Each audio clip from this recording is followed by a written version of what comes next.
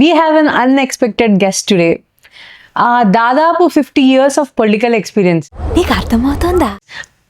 July cinema అనుకోండి. ఆ మూవీలో బ్రహ్మానందం ఏ దొంగతనం చేసినా ఇమ్మీడియట్ దొరికిపోతాడు కదా.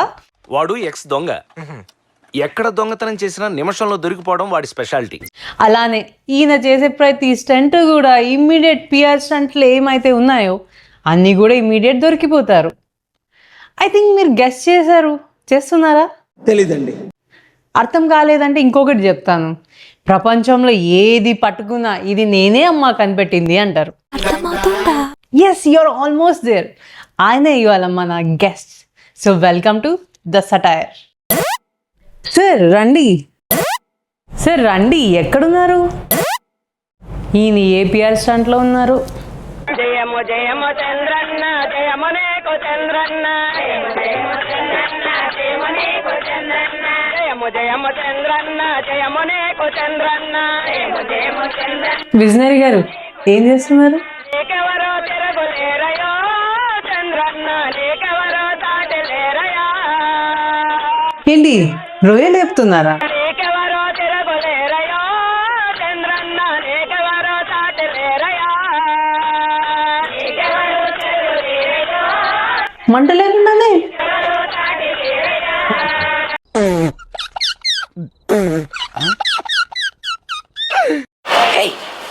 Hey, I've seen this one. This is a classic. నీకెవరో తిరగలేరయో Chandranna, నీకెవరో తాటలేరయా. మంట లేని వంట ఏం చేస్తారు బాబు గారు? పోయి మనం ఇంటర్వ్యూ చేసుకుందాం రండి.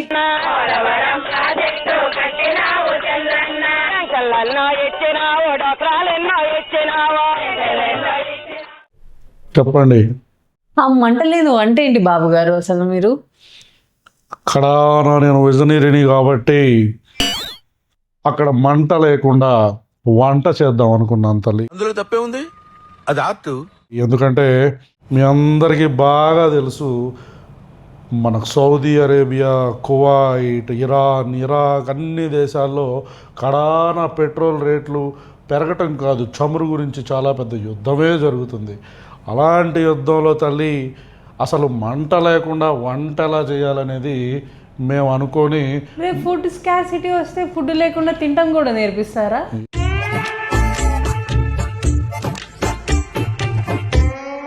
ఏదైనా నేర్పిస్తాను తల్లి. ప్రపంచానికి అన్నీ నేర్పించిన వాడికి ఫుడ్ లేకుండా మనిషి ఎలా బతకాలో అప్పుడు చెప్పలేను. గ్యాస్ లేదు అంటే గ్యాస్ ఎలా తేవాలో నేర్చుకోవాల్సింది మీరు. కడాన మా ఇంట్లో అందరికీ కూడా గ్యాస్ లేకుండా ముందు వంట ఎలా చేయాలో నేర్పిస్తాను తల్లి. ఆ తర్వాత ఆంధ్రప్రదేశ్కి, ఆ తర్వాత మొత్తం భారతదేశానికి, ప్రపంచానికి అన్నిటికీ కూడా మీ అందరికీ తెలిసిందే. ఇది కూడా ఇంట్రడ్యూస్ చేసింది నేనే. అంత మంచి విజనరీ ఇంతమందికి నేర్పిస్తారు కదా, మీరు నేర్చుకోవాల్సింది అన్ని పిఆర్లు ఫెయిల్యూర్సే.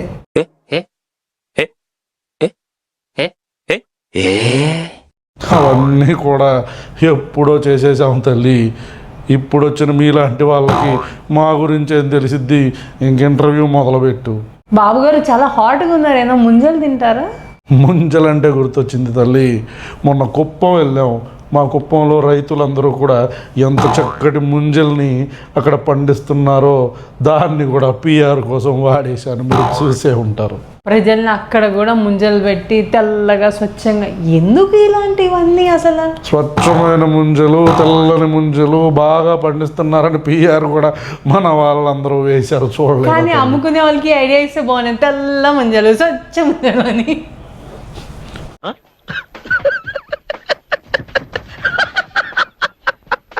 చిత్తూరు జిల్లా కుప్పంలో రోడ్డు పక్కన తాటి ముంజలు విక్రయిస్తున్న చిరు వ్యాపారులతో సీఎం చంద్రబాబు ముచ్చటించారు. తాటి ముంజల్లో కల్తీ, కార్బైడ్, పురుగు మందుల గోల లేదని తెలిపారు.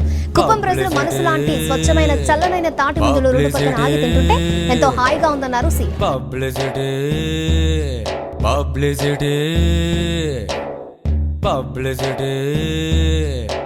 కడానా ఇలాంటి చిన్న పిల్లలు కూడా మన మీద కామెడీలు చేసేస్తున్నారు. అందుకే పిఆర్ అనేది బాగా ప్లాన్ చేసుకోండి. ప్లానింగ్ అంటే కేవలం పిఆర్ అనే మీరు అనుకుంటున్నారు, ముంజలనే మీరు అనుకుంటున్నారు. మొన్న కూడా చెప్పాను ఫ్యామిలీ ప్లానింగ్ అనేది ఎంత ముఖ్యమో. ఎందుకంటే ఫ్యామిలీ ప్లానింగ్ అనేది మన వాళ్ళు ఎక్కువగా దక్షిణ భారతదేశంలో చేసి ఈరోజు నేను మొన్న చాలా మంచి పథకం కూడా ప్రవేశపెట్టాను తల్లి. బహుశా మా వాళ్ళు పిఆర్ పెద్దగా చేయనట్టున్నారు. మొన్న ముగ్గురిని కంటే మూడో పిల్లకి 30,000, నలుగురిని కంటే 40,000, ఐదుగురిని కంటే 50,000 కంటా పోతే ఇస్తా పోతారా మీరు? ఇస్తానే ఉంటాను తల్లి. ఇలా ఎంతమందికి చెప్పి మోసం చేస్తారు? మోసం చేయడం ఏం మాట్లాడుతున్నావు? What are you talking? What are you talking? What are talking talking అంటారు. నేను యాజ్ ఇస్ ఆయన మాట్లాడింది. వాట్ ఆర్ యు టాకింగ్? తెలుగు గాని వినండి ఫస్ట్, తెలుగు గాని వినండి ఫస్ట్.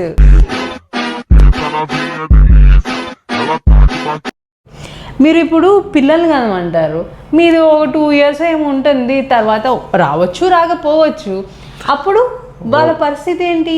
లాస్ట్ టైం మీరు పాపము మినిమం వేజెస్ కూడా లేదు, వాలంటీర్స్కి 5,000 వాళ్ళు ఎలా బతుకుతారు అని చాలా నీతి మాటలు చెప్పి వాళ్ళకి 10,000 ఇచ్చేస్తాను అని వాళ్ళని రోడ్డు మీద పడేశారు. వాలంటీర్లను మోసం చేస్తున్నారని అన్నారు చంద్రబాబు. వాలంటీర్ల వ్యవస్థను కొనసాగిస్తామన్న ఆయన అందరికీ 10,000 గౌరవ భృతి కల్పిస్తామని హామీ ఇచ్చారు. అదే మరి ఎన్డీఏ మేమందరం 3 పార్టీల కూటమికి హామీ ఇస్తున్నాం.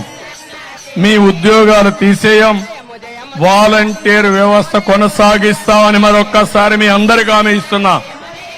ఉగాది రోజున, పండుగ రోజున తీపి కబురు మీకు అందరికీ ఇస్తాం. 5,000 కాదు, మీకు రాబోయే రోజుల్లో 10,000 రూపాయలు పారితోషికం ఇచ్చే బాధ్యత మాది. అది బిగినింగ్. మీలో సమర్థత ఉంది, తెలివితేటలున్నాయి. ఇది ఎంట్రీ పాయింట్ మాత్రమే. ఇక్కడి నుంచి మీ ఇంట్లో మీరు కూర్చొని వర్క్ ఫ్రమ్ హోమ్. ఇప్పుడు 10,000 రూపాయలంటే ఒక సంఖ్య. 10,000 నుంచి 50,000, 1,00,000 రూపాయలు సంపాదించుకునే శక్తి. వాట్ ఐఎమ్ సేయింగ్, ఈరోజు ఆంధ్రప్రదేశ్ రాష్ట్రం చాలా క్లిష్ట పరిస్థితుల్లో ఉంది. మరి ఎందుకు ఇలాంటి ఫాల్తూ హామీలు ఇచ్చేది? క్లిష్ట పరిస్థితుల్లో ఉంటే డబ్బులు ఇస్తామని ఎందుకు చెప్తున్నారు మీరు? మీకేం తెలియదని నాకు అర్థమవుతోంది. ఆంధ్రప్రదేశ్ ఉన్న పరిస్థితుల్లో ఈరోజు 5,000 ఇవ్వటం చాలా ఎక్కువ. మీరు 10,000 ఎలా అడుగుతున్నారు తల్లి? మరి ఇస్తామని ఎందుకు చెప్పారు? అంత ప్లానింగ్ లేని వాళ్ళు. కడాన నా ప్లానింగ్ కాదమ్మా, గత ప్రభుత్వం చేసిన దారుణమైన విషయాల వల్ల, వాళ్ళు చేసిన పనుల వల్ల ఈరోజు ఆంధ్రప్రదేశ్ రాష్ట్రం సంక్షోభంలో ఉంది. అందుకనే వాలంటీర్లకు 10,000 ఇవ్వలేకపోతున్నాం.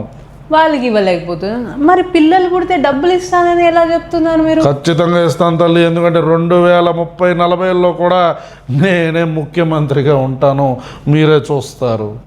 మాకు నమ్మకం లేదు దొరా. అవునవును. ఎక్కడ?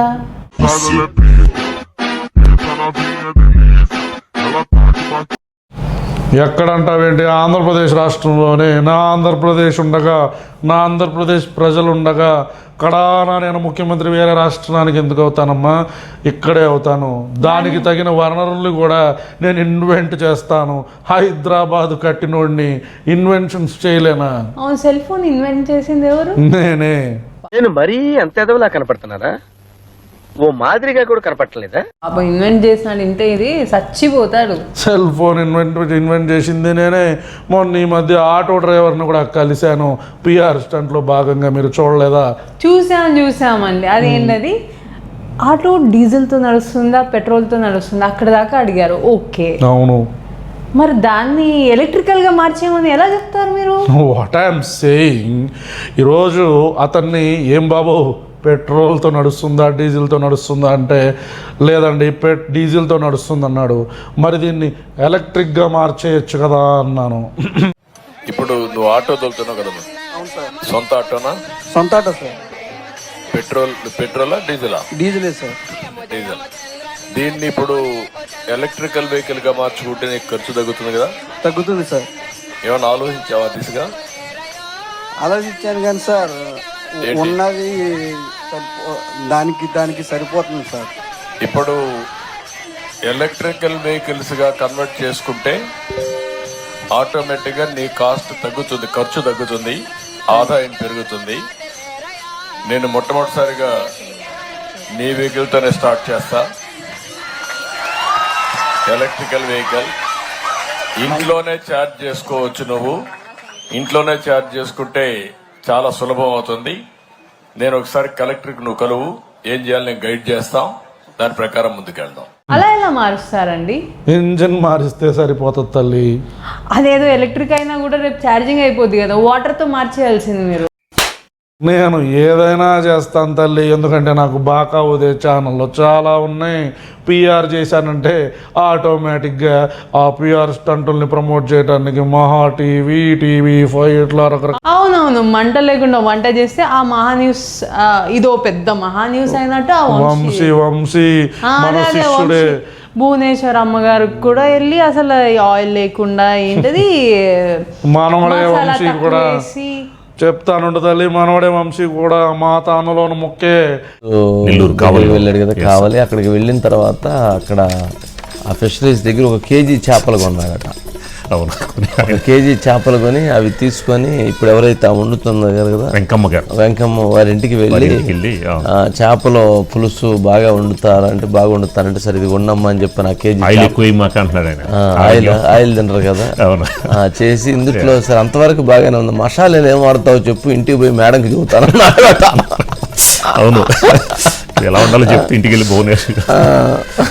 భువనేశ్వర్ గారికి చెబుతానని చెప్పాడట. మళ్ళీ సరే మొత్తానికి కర్రీ ఎలా ఉండటం నేర్చుకున్నాడు, అయిపోయింది. భోజనం చేశాడు వాళ్ళతో పాటు కలిసి. అమ్మ బతుకు బురదలో పంది బతుకుతుంది, నువ్వు బతుకుతున్నావు ఎందుకురా ఎదవన్నారు, ఎదవ. అక్కడ ఎవరు లేరు కదా సార్, ఉంటే ఊరుకుంటారండి. ఈరోజు వంశీ కూడా ఎంతో మంది నా చెట్టు నీడ కింద ఎంతమంది మీడియా హౌస్లు పెంచుకున్నారో, ఎంతమంది ఎదిగారో ప్రజలందరూ చూశారు. ఆంధ్రప్రదేశ్ రాష్ట్ర ప్రజలందరూ కూడా కడాన వంశీని కూడా ఆ స్థాయికి తీసుకెళ్ళాలి. కాకపోతే భజన కొంచెం తక్కువ అయ్యింది, మరి ఆ భజనని కొద్దిగా పెంచమని చెప్పాను. మరి అందుకనేనేమో ఆ చేపల గురించి తెగ వాగేశాడు. మా కింద ఈనాడు ఉంది, TV5 ఉంది, ABN ఉంది, మహా ఉంది, ఈనాడు పేపర్ ఉంది, ABN పేపర్ ఉంది, ఆంధ్రజ్యోతి, ఇంకేం కావాలి తల్లి? ఇన్నున్నా కూడా మళ్ళీ ఎందుకంటే రీల్స్ ఇవన్నీ రీల్స్ అంటారండి. ప్రజల వద్దకే పాలన అని అన్న నందమూరి తారక రామారావు గారు చెప్పారు మా మామయ్య. అంటే ఇన్ని కోట్ల మందిలో ఒకరి దగ్గరికి వెళ్ళి మీరు ఇది హామీలు ఇస్తే అయిపోతుందా? మీకు అర్థం కావట్లేదు. ఈరోజు నేను అక్కడికి వెళితే వచ్చిన పేద ప్రజలు లేదా బాధితులు ఎవరైతే ఉంటారో వాళ్ళు నాకు ఇల్లు కావాలంటే ఇల్లు ఇస్తున్నా, కొట్టులు కావాలంటే షాపులు కావాలంటే షాపులు పెట్టిస్తున్నా, అంగళ్ళు. మీరే ఎవరో ఒకరిని పిలిపించుకుంటున్నట్టున్నారు కదా, వాళ్ళు ఒక్కళ్ళే వస్తున్నారు. ఇవన్నీ తప్పుడు మాటలు. వీడియోలో కనిపించట్లేదు అందరూ వస్తే. వీడియోలో ఒకతనికి కొట్టు కూడా ఇస్తానన్న షాప్ కూడా మా వాళ్ళకి చెప్పాను. అయిపోయింది కదా, ఆ వీడియో అయిపోయింది, మీరు అతనికి ఇస్తామన్నది కూడా అయిపోయింది. ఇవ్వలేదు కదా? ఇచ్చారనుకుంటా తల్లి, నేను పట్టించుకోలేదు. అయితే వీడియో కోసం చెప్తే ఎందుకు ఇస్తారులే, మీరు నిజంగా చెప్పినే ఇవ్వరు. ఇంకా పిఆర్ స్టంట్లో కూడా ఇస్తారు వీళ్ళు. నమ్మట్లేదా మీరు? Watch this. ఎట్లా యాక్సిడెంట్ అయింది సార్, అంటే షుగర్ ఉంది, యాక్సిడెంట్ అయితే మోకాల దాకా తీసారు. మనం 2 సంవత్సరాలు మనం తమరు గెలిచే ముందు సార్ నేను సంతోషంగా తిరిగాను కూడా ఆ రోజుల్లో. అయితే తర్వాత పడిపోయా, రిజల్ట్ వచ్చిన సంతోషపడ్డా ఎన్ఆర్ హాస్పిటల్. తర్వాత ఈ కాలు పైలేరే ఉంది, ఇది ఒక్క కాలు నడటంలో బాగా కొంచెం ఇబ్బంది అయిపోయింది. ఇల్లు చాలా అదొకటి జీవనోపాధి ఇది ఉంది సార్. మరి దయాన్ని చేస్తాం. అలాగే సార్. ఇంతవరకు ఇప్పుడు దీపావళి రోజు హామీ ఇచ్చారు. ఇప్పుడు దీపావళి వెళ్ళిపోయి 5 నెలలు 4 నెలలు అవుతుంది. చూస్తూనే ఉన్నాను కానీ అక్కడికి వెళ్ళినా ఏమని చెప్పారా ఆఫీసర్లు? అప్పటికే సీఎం గారు ఇలాగా వచ్చారంటే ఇంటర్వ్యూ చేసి అభయం ఇచ్చారని కూడా ఫోటోలు కూడా ఇదే ఫోటో పెట్టా, అయినా కూడా యాక్సెప్ట్ చేయట్లేదు. మీరు అప్పటి నుంచి ఇప్పటికి బిడదాకా ఎవరు రాలేదు మీ ఇంటికి అధికారులు? అసలు నేను తిరుగుతున్నా, ఈ ప్రజా ఫిర్యాదులకి 4 సార్లు పెట్టా కాగితాలు, అయినా కూడా 4 సార్లు పెట్టారా? సమాధానం ఉంది. ఇందులో సీఎం గారు అంత డైలాగ్ చెప్పుకొని హామీ ఇస్తే అంత బలం అనుకున్నాం, అదే అది అన్నంత బలం కాదు కదా, పట్టించుకునే నాదుడు కూడా పట్టించుకోవాలి.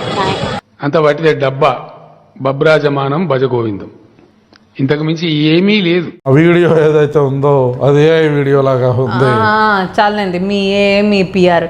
ఆయన ఇల్లు ఒకరికే లేకుండా ఉంటుంది. ఇంతమంది కోట్ల మందిలో ఎంతమంది ఉంటారు? మీరు అడిగితే నిమిషాల్లో లిస్ట్ తెచ్చిస్తారు.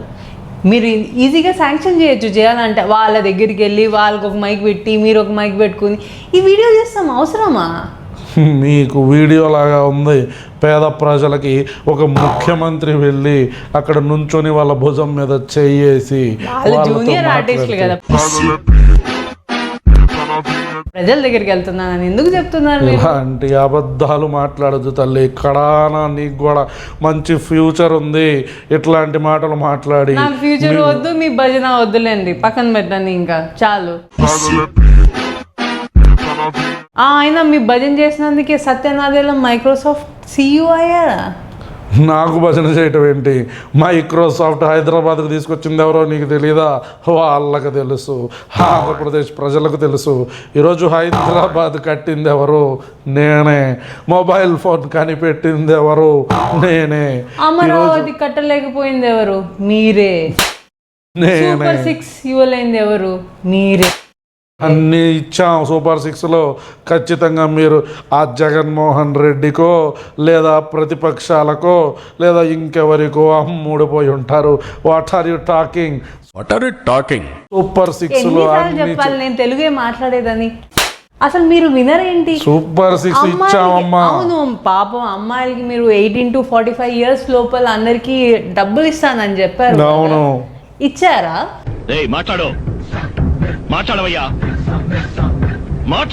ఇస్తున్నారా? ఇప్పుడు మాట్లాడండి.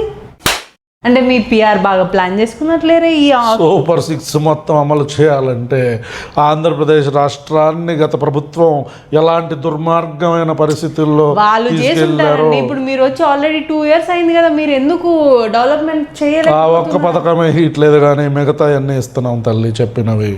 ఇంతకు ముందేమో అప్పుల్లో కూరుకుపోయింది అని చెప్పారు, మొన్నేమో అప్పులు లేవు అని చెప్పారు, ఇంత తక్కువ ఉన్నాయి అని చెప్పారు, అన్ని చెప్పారు కదా. మరి బడ్జెట్లో డబ్బులు ఉన్నాయి కదా, ఎందుకు ఇవ్వట్లేదు? బడ్జెట్లో డబ్బులు ఉన్నా లేకపోయినా నా దృష్టి ఎప్పుడు కూడా పేద ప్రజల గురించే. మీరు గుర్తుంటే నా పుట్టినరోజు పేద ప్రజలను మధ్యలో అడ్డుపడకు, నాకు కొద్దిగా గ్యాప్ ఇవ్వు. రేపొద్దున్న వీడియోలో మన ఫ్యాన్స్ రావణన్న డైలాగులు లేదంటారు కాబట్టి. రావణ్ కాదు, CBN మర్చిపోయావా? సరే తల్లి.